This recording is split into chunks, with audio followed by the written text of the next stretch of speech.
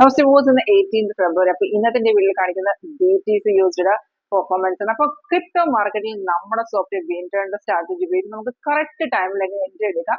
ഇത് ഓട്ടോമാറ്റിക് ആയിട്ട് സിഗ്നൽസ് നമുക്ക് കാണിച്ചു തരും. അപ്പൊ ആ സിഗ്നൽസ് കൺഫേം ആണെങ്കിൽ മാത്രം നമുക്ക് എടുക്കാം. അപ്പൊ ഈ കൺഫർമേഷൻ സിഗ്നൽസ് നമുക്ക് എങ്ങനെ ഫോളോ ചെയ്യാം, അതാണ് നമ്മൾ ലൈവ് ഡെമോൺസ്ട്രേഷനിൽ കൂടെ നിങ്ങളെ പഠിപ്പിച്ചു തരുന്നത്. അപ്പൊ നിങ്ങൾക്ക് ഇതിനൊരു ലൈവ് ഡെമോൺസ്ട്രേഷൻ അറ്റൻഡ് ചെയ്യാൻ ഇൻട്രസ്റ്റ് ഉണ്ടെങ്കിൽ ഈ നമ്പറിൽ കോൺടാക്ട് ചെയ്യാം.